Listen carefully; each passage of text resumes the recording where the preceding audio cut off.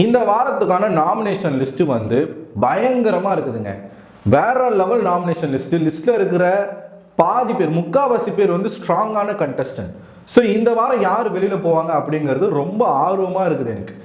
ஏன்னா இனிமே யாரையும் காப்பாற்ற முடியாது. இப்போ இத்தனை நாளா சாச்சனாவை காப்பாற்றினாங்க அப்படின்னா இப்போ காப்பாற்ற முடியாது. ஏன்னா சாச்சனாவுக்கு மேலே மேலே இருக்கிறவங்க எல்லாமே ரொம்ப அதிரடியான பிளேயர்ஸ், ஸ்ட்ராங்காக ஓட்டிங் பேங்க் இருக்கக்கூடிய பிளேயர்ஸ். அப்படிப்பட்ட ஒரு தரமான ஒரு நாமினேஷன் லிஸ்ட் வந்து வந்திருக்கு. நாமினேஷன் இந்த வாரம் தான் உருப்படியாக இருக்கு. இந்த லிஸ்ட் பார்க்கும்போது எனக்கு தோணுது. இன்னொன்று, இந்த வாரத்துக்கான தலைவர் யார்? மிகப்பெரிய கேள்வி இருந்துச்சு எல்லார் மத்தியிலையும். ஜெஃப்ரி வர்சஸ் சாச்சனா, இவங்க ரெண்டு பேருக்குள்ள தான் போட்டி இருக்க போகுது. சாச்சனா ஜெஃப்ரி கிட்ட போயிட்டு காலில் உளுந்து கதறி, எனக்கு அந்த கேப்டன்ஷிப் வேணும், நீ தான் வந்து நாமினேஷன் ஃப்ரீ பாஸ் வாங்கிட்டியே, அதனால நீ வந்து எனக்கு விட்டு கொடு, எனக்கு வந்து அந்த நாமினேஷன் ஃப்ரீ பாஸ் வாங்கணும், வரணும், நான் ஒரு வாரமாச்சும் அதை அனுபவிக்கணும் அப்படின்னு சொல்லி இந்த பொண்ணு கேவலமாக போய் கேட்டிருக்கு. இதுக்கு பேர் வெற்றியா? இதுக்கு பேர் வெற்றியா? வெற்றியே கிடையாது. ஸோ இந்த பொண்ணு போய் கேட்குது. கேட்ட உடனே ஜெஃப்ரி வந்து சரி நான் உனக்கு விட்டு கொடுக்குறேன்றத சொல்லிட்டாப்புல. சொன்ன பிறகு இந்த விஷயம் மற்றவங்களுக்கு வந்து தெரிய வரும் பொழுது ஜாக்லின்லாம் என்ன சொல்லிட்டாங்க அப்படின்னா, இது உன் விருப்பம், உன்னுடைய கேப்டன்சி உன்னுடைய விருப்பம் தான், நாங்கள் உன்னை வந்து எதுவுமே சொல்ல விரும்பலை, நீ என்ன யோசிக்கிறியோ அதை பண்ணு அப்படின்றத சொல்லிட்டாங்க. பட் சௌந்தர்யாவுக்கு மனசு கேட்கல. சௌந்தர்யா ஜெஃப்ரி கிட்ட உட்காந்து பேசுகிறாங்க. நீ ஏன் அவளுக்காக விட்டு கொடுக்குற அப்படின்றத கேட்கும் பொழுது ஜெஃப்ரி வந்து எல்லாத்தையும் சொல்கிறாப்புல. இந்த மாதிரி வந்து அவன் எனக்கு கேட்டா, அவன் வந்து பொம்மை டாஸ்க்லேயே கேட்டாலாம், நீயும் பொம்மை நானும் பொம்மை டாஸ்க்லேயே விட்டு கொடு, எனக்கு அந்த நாமினேஷன் ஃப்ரீ. எந்த தைரியத்தில் நீ அவனை விட்டு கொடுன்னு கேட்குற? அவனை என்ன மாதிரிலாம் நீ ட்ரீட் பண்ணியிருக்க, எப்படிலாம் கேவலமாக ட்ரீட் பண்ணியிருக்க ஜெஃப்ரியை. கோவத்தில் உனக்கு என்ன பனிஷ்மெண்ட் தோணாலும் நீ அவனுக்கு கொடுப்ப. ஆனால் அவன் எல்லாம் சகிச்சுக்கிட்டு பண்ணுறான். ஒருவேளை ஜெஃப்ரி மனசுக்குள்ளே இந்த மாதிரி ஒரு தங்கச்சி, ஒரு தற்கூரி தங்கச்சி இருந்தால் நம்ம என்ன பண்ணுவோம் அப்படி நினச்சிட்டானோ என்னமோ, அவன் வந்து எல்லாமே கேட்டுக்கிறான். பொம்மை டாஸ்கில் இந்த பொண்ணு விட்டு கொடுக்க சொல்லியிருக்கு, அவன் விட்டு கொடுக்கல, அவன் வந்து விளையாடிட்டான்.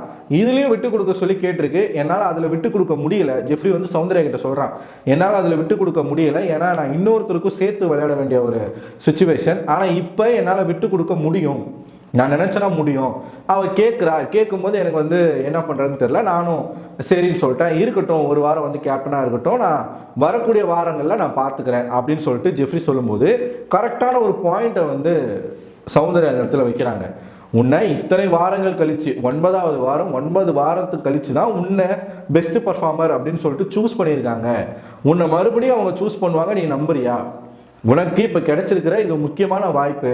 விஜய் சேதுபதி அவர்களே வந்து ரொம்ப ஆர்வமாக சொல்லிட்டு போயிருக்காரு, இந்த கேப்டன்ஷிப்பை நான் பார்க்க ரொம்ப ஆர்வமாக இருக்கேன், யார் ஜெயிச்சாலும் சரி நீங்கள் எப்படி வந்து இந்த வீட்டை வழிநடத்துறீங்கன்றதை பார்க்கறதுக்கு நான் ரொம்ப ஆர்வமாக இருக்குன்னு சொல்லிட்டு விஜய் சொல்லிட்டு போயிருக்காரு. இது ஜெஃப்ரியுடைய மனசுக்குள்ளே இருக்கு.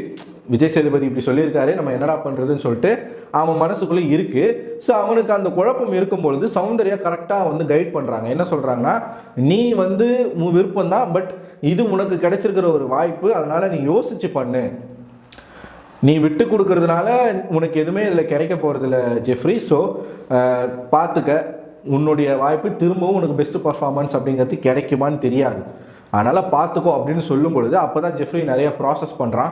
ப்ராசஸ் பண்ணி சரி ஓகே நான் வந்து விளையாடுறேன், இந்த வாரம் நான் கேப்டன் ஆகிறேன், என்னுடைய கேப்டன்ஷிப் எப்படி இருக்குன்றத நான் எல்லாருக்கும் காட்டுறேன், என் கண்ணை திறந்து வச்சதுக்கு நன்றி அப்படின்னு சொல்லிட்டு சௌந்தர்யா கிட்ட சொல்லியிருக்கிறான். ஸோ அவன் அந்த டாஸ்கில் உண்மையாக விளையாட போகிறான் அப்படின்றது உறுதி. ஜெஃப்ரி தான் கேப்டன் ஆயிருக்கான் அப்படிங்கிற ஒரு செய்தியும் வந்திருக்கு, ட்விட்டரில் வந்திருக்கு. ஸோ இந்த வாரத்துக்கான தலைவராக தேர்வு செய்யப்பட்டிருக்கிறார் ஜெஃப்ரி அவர்கள். சாச்சனா வந்து 2வது கேப்டனா, அசிஸ்டன்ட் கேப்டனா சாச்சனா வந்து ஜெஃப்ரியை நியமனம் பண்ணியிருக்கிறதாகவும் சொல்லப்படுது. சரி, இது வந்து கேப்டன்ஷிப் முடிஞ்சு போச்சு. நாமினேஷன் ப்ராசஸ்க்கு வருவோம். நாமினேஷன் ப்ராசஸில் இந்த வாரம் நடந்த நீயும் பொம்மை நானும் பொம்மை டாஸ்கில் எல்லாரை பற்றியும் எல்லாரும் தெரிஞ்சுக்கிட்டாங்க, ஒருத்தரை பற்றியும் எல்லாருமே தெரிஞ்சுக்கிட்டாங்க. ஸோ இந்த வாரம் தான் கரெக்டாக எல்லாரும் அவங்களுடைய நாமினேஷன் பவரை யூஸ் பண்ணியிருக்காங்க அப்படின்னு சொல்லணும். ஏன்னா கிட்டத்தட்ட 12 பேர், கிட்டத்தட்ட இல்லை 12 பேர் நாமினேஷன், 12 பேர் நாமினேஷன். ஸோ 12 பேர் நாமினேஷன். ஜெஃப்ரி வந்து 13வது ஆள், அவர் கேப்டன், அவரை நாமினேட் பண்ண முடியாது. இன்னும் 4 பேர் வெளியில் இருக்கிறாங்க, 13 + ஒரு 4 17 பேர். ஸோ 12 பேர் நாமினேட் ஆகிற அளவுக்கு எல்லாரும் ஒருத்தருக்கும் பார்த்து பார்த்து ஓட்டை பண்ணியிருக்காங்க. இந்த நாமினேஷன் ப்ராசஸில் யாரெல்லாம் சிக்கியிருக்காங்க அப்படின்னு பார்த்தீங்கன்னா, மீண்டும் அதிகப்படியான வாக்குகளை மஞ்சரி வாங்கியிருக்காங்க, 6 ஓட்டு. மஞ்சரிக்காக சப்போர்ட் பண்ண எல்லாருக்கும் நான் ஒரு வீடியோவை இங்கே இந்த இடத்துல நான் சமர்ப்பணம் பண்ண விரும்புகிறேன். நானுமே மஞ்சரிக்கு வந்து சில இடங்களை சப்போர்ட் பண்ணேன். ஸோ விஜய் சேதுபதி இந்த அளவுக்கு வந்து ஒரு பொண்ணை கேட்குறீங்க, ஓகே. அந்த பக்கம் அருணியை ஏன் 4 வார்த்தை கேட்கல அப்படின்றத நானுமே ரெஜிஸ்டர் பண்ணியிருந்தேன். பட் கேட்காம போனதே நல்லது. ஏன்னா மஞ்சரி பண்ணது எல்லாமே திட்டமிட்டு பண்ண விஷயங்கள்.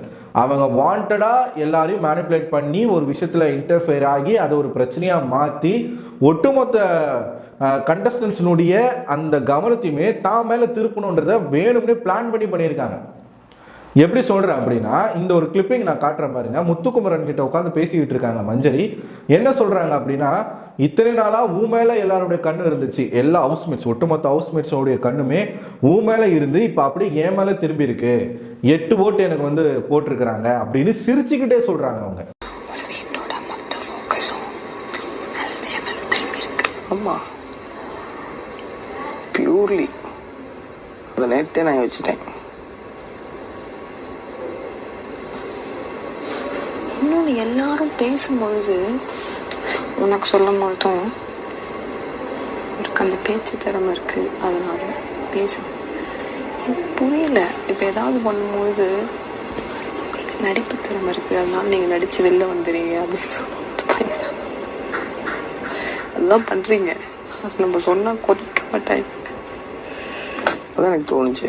ஸோ மஞ்சரியோட இன்டென்ஷன், முத்துக்குமரன் வந்து தீபக் கிட்ட சொல்லிட்டு இருக்காரு. இதை மஞ்சரி வந்து எல்லாரோட ஃபோக்கஸும் அவங்க மேலே இருக்கணும்னு விரும்புகிறாங்க, அதுக்காகவே ஒரு விஷயத்த பண்ணுறாங்கன்ற மாதிரி தீபக் கிட்ட முத்துக்குமரன் பேசிக்கிட்டு இருக்காரு. அதே தான் முத்துக்குமரன் கிட்ட மஞ்சரியும் சொல்லியிருக்காங்க. எல்லாரும் நம்மளை பற்றி பேசணும், எல்லாரோட கண்ணும் நம்ம மேலே இருக்கணும், அப்போ தான் நம்ம வெளியில் தெரியும். ஸோ இது மஞ்சரியுடைய பக்கா பிளான் போட்டு தான் அவங்க வந்து எல்லா பிரச்சனையும் பண்ணியிருக்காங்க.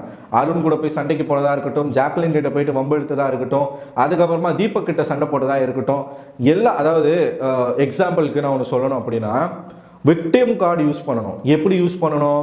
இப்போ ஒரு தேன் கூடு இருக்குது, ஒரு எக்ஸாம்பிளுக்கு சொல்கிறேன். ஒரு தேன் கூடு இருக்குது. அந்த தேன் கூடு அது பாட்டு அது வேலையை பண்ணிக்கிட்டு இருக்கு.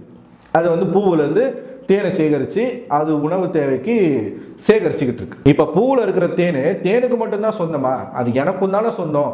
எப்படி அந்த தேன் மட்டும் எடுக்கலாம், தேனி மட்டும் எடுக்கலாம், தேனுன்னு சொல்லிட்டேன், தேனி மட்டும் எப்படி எடுக்கலாம்? ஸோ நான் என்ன பண்ணுறேன், அந்த தேன் கூட்டு மேலே கல்லை தூக்கி எறிகிறேன். நான் தேன் கூட்டு மேலே கல்லை தூக்கி எறிகிறேன். அப்படி கல்லை தூக்கி எரிஞ்ச உடனே அங்கே இருக்கக்கூடிய ஒட்டுமொத்த தேன் கூட்டமும் என்ன பண்ணுதுன்னா, என்ன தேனி கூட்டமும் என்னை வந்து கொத்துனதுல எனக்கு அங்கங்கே வீங்கி போய் எனக்கு வந்து உடம்புல பல பிரச்சனைகள் வருது. நான் இந்த இடத்துல என்ன கிளைம் பண்ணுறேன்னா, என்னெல்லாம் தேனி வந்து திட்டமிட்டு கொத்திருச்சு, எல்லாம் சேர்ந்து என்னை வந்து கொத்திருச்சு. ஸோ எனக்கு வந்து அடிபட்டுருச்சு. நான் வந்து ஒன்றுமே பண்ணலை, நான் வந்து ஒரு சின்ன கல்லை தான் தூக்கி அடித்தேன், ஆனால் மொத்த தேனும் வந்து என்னை கொத்திருச்சு. அது எப்படி ஃபேராக இருக்கும் அப்படின்னு நான் ஒரு விஷயத்த சொன்னேன்னா, அது எந்த அளவுக்கு ஃபேராக இருக்குமோ அந்த அளவுக்கு, அன்ஃபேராக இருக்குமோ அந்த அளவுக்கு தான் மஞ்சரி சொன்ன அந்த ஸ்டேட்மெண்ட். ஒரு இடத்துல ஒரு வேலை செஞ்சுக்கிட்டு இருக்காங்க, ஆல்ரெடி அவங்க வந்து பயங்கர கடுப்பில் செஞ்சுக்கிட்டு இருக்காங்க. நீங்கள் வாண்டடாக போய் அவங்கள வந்து சொரிஞ்சு விட்றீங்க. சொரிஞ்சு விட்டோன்னே அவங்க கத்த ஆரம்பிச்சோன்னே நீங்கள் என்ன பண்ணுறீங்கன்னா, ஏன் எல்லாரும் சேர்ந்து என் மேலே பாயிறீங்க அப்படின்னு சொல்லி சுற்றி இருக்கிறவங்களையும் நீங்கள் ட்ரிகர் பண்ணி அவங்களையும் உங்கள் மேலே பாய வைக்கிறீங்க. கடைசியில் நீங்கள் விக்டிம் கார்டை தூக்கிட்டீங்க. நான் விக்டிம், எல்லாரும் என்னை வந்து யாருமே பேசவே விட மாட்டாங்க, என்னை கார்னர் பண்ணுறாங்க, என்னை இக்னோர் பண்ணுறாங்க, என்னை ஒதுக்குறாங்க, இப்படி பல வார்த்தைகள் போட்டு ஒரு கார்டை யூஸ் பண்ணி இவங்க பேர் வாங்கிட்டாங்க. அதை வாண்டடாக மக்கள் மத்தியில் வாண்டடாக வாங்கணும். ஏன்னா ஜாக்லின் வந்து சேவ் பண்ணுறாங்க, ஜாக்லினையும் அன்ஷிதாவும் சேவ் பண்ணுறாங்க, மூணாவதாக மஞ்சரியை சேவ் பண்ணுறாங்க. மூணாவதாக மஞ்சரியை சேவ் பண்ணும்போது மஞ்சரி முகத்தில் அப்படி ஒரு சிரிப்பு, அவங்க பண்ண பிளான் வந்து ஒர்க் அவுட் ஆயிடுச்சு அப்படின்னு சொல்லிட்டு அப்படி ஒரு சிரிப்பு. ஸோ அதுக்கேற்ற மாதிரி முன்னாடி முத்துக்கிட்ட பேசியிருக்காங்க, நம்ம தான் அதை கவனிக்கல. ஸோ மஞ்சரி பண்ணது எல்லாமே பிளான் தான். இது வந்து எல்லாரும் வந்து ஒரு பொண்ணை போயிட்டு மொத்தமாக இது பண்ணுறாங்க, அந்த பொண்ணை வந்து டார்ச்சர் பண்ணுறாங்க. இவங்களால் திட்டமிட்டு செய்யப்பட்ட ஒரு சதி, புரிஞ்சுக்கோங்க. மஞ்சரி வந்து இந்த வாரமும் நாமினேஷன்ஸ்க்கு வந்திருக்காங்க, சரிங்களா? அடுத்து ஆனந்தி வாங்கியிருக்கிறது 4 ஓட்டுகள். ஆனந்தி எப்படி தான் இந்த வீட்டுக்குள்ளே சர்வை பண்ணிட்டு இருக்காங்கன்னே தெரில.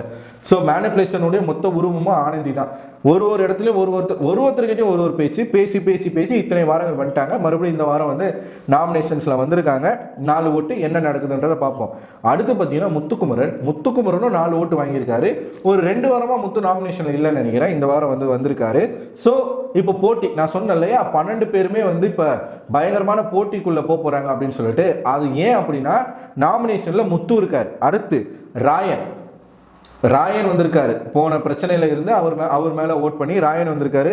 ராயன் வந்து 3 ஓட்டு வாங்கியிருக்காரு. அடுத்து ராணுவுக்கு அதிகப்படியான ஓட்டுகள் அப்படிங்கிறது வந்துகிட்டு இருக்கு. ஸோ ராணுவுக்கு 3 ஓட்டு அப்படிங்கிறத போட்டிருக்காங்க.